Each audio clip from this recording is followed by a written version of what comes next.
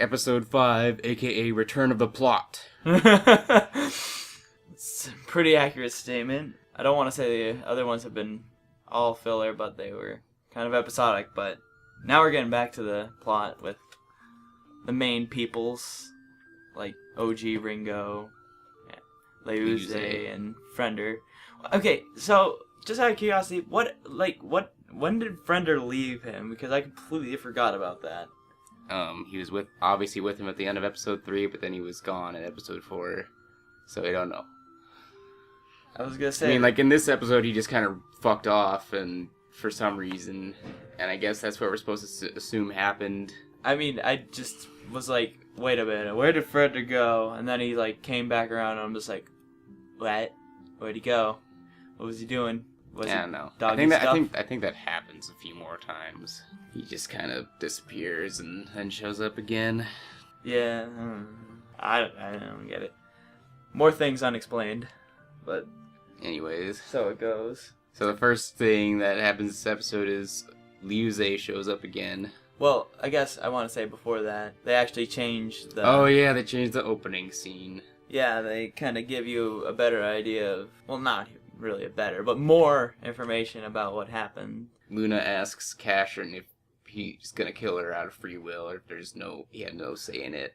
Is that what she... Yeah, she asked him if he had no say in it. All I remember is that he said that he had strict orders from somebody. Yeah, and then she responded by asking him if he had no say in it. If he had no free will. I forgot. I knew somebody said that at some point in the episode, but I must have stroked out and forgot who.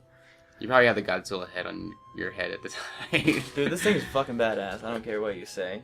But anyways, getting back to what you were going to say about Leuze showing up. So she shows up and she tells him that he killed her sister, and she tells him about what Luna was.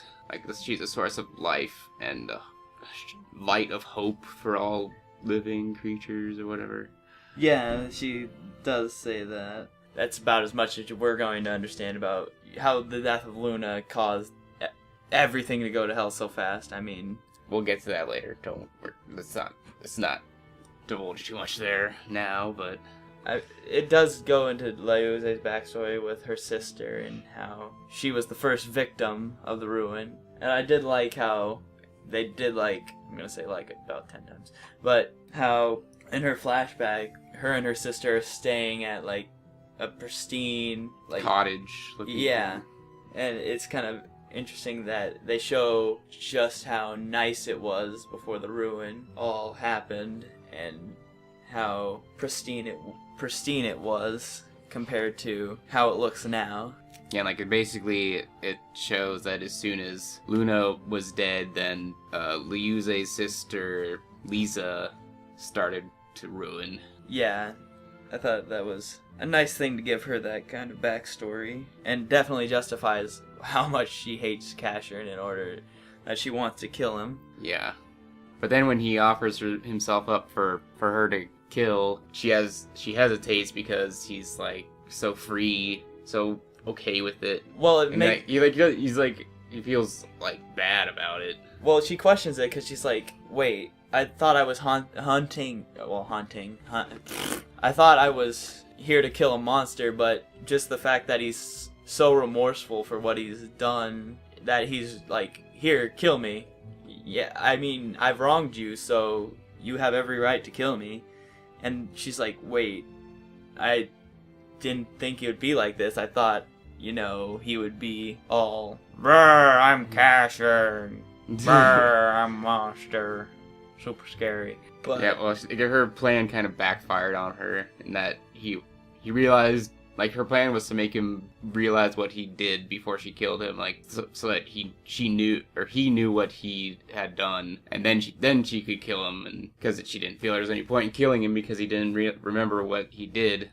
Mm-hmm. And now that he knew what he did, now that he got a grasp on the whole scope of things, she still can't kill him because he feels bad about it. Yeah, because he's just so broken, realizing what he's all done, and she she's like, I can't do it, man.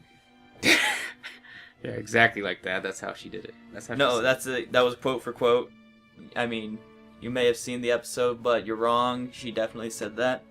I read the blurb or whatever on the back of the box from some review site, and I thought it says like.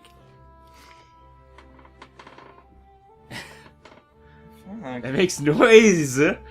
Godzilla's head is awesome, but it makes noise. Stop playing with it. I'll play with it later, I guess. But anyways, it says something to the effect of, it kind of gives you an idea of what the psychology of being made a killing machine is like. And I think that's very true, especially in this episode, because not once but twice he goes berserk. Yeah, and nearly kills Leuze, which... And Frender saves her. Yeah, and then later on when he's trying to save Ringo and Oji... He almost kills more innocent robots. And it's kind of sad because Oji looks at him and he's like, you may have been trying to save us, but you almost killed us in the process. So it's like, fuck you for saving us, almost. And you feel kind of bad for Casshern because you're like... He's trying to help him, but then he goes insane and can't control himself. Yeah, and I really like Casshern as a character, especially... Yeah, I didn't give him enough credit, I think, the first couple times. I don't think I gave him enough credit. It's kind of sad to see how much is just dumped on him, like, and he doesn't even remember it, and he's just like, man, everywhere he goes is death and ruin, and even when he tries to do the right thing, he somehow ends up being hated for it anyways, so it's kind of sad to say the least. And then I guess the last kind of main thing that happened in the episode was... We got introduced, we saw a glimpse of a character who's going to be important. Another cloaked figure. Not the same cloaked figure that's been before. Spoiler, but... Disguise was just wearing the cloak so he could rip it off dramatically. Dramatic pose. But... And he has Lelouch, rocking Lelouch Zero colors. He does. Didn't you notice? I thought you would have pointed that out because I was about to say it, but... Well, he totally has the Zero colors. Well, that makes him a badass, in my opinion, admittedly. Not as much of a badass as Casshern, but that's fine. Well, but that's all we know so far. I was gonna say, we'll see more of him next episode, so... Get hype.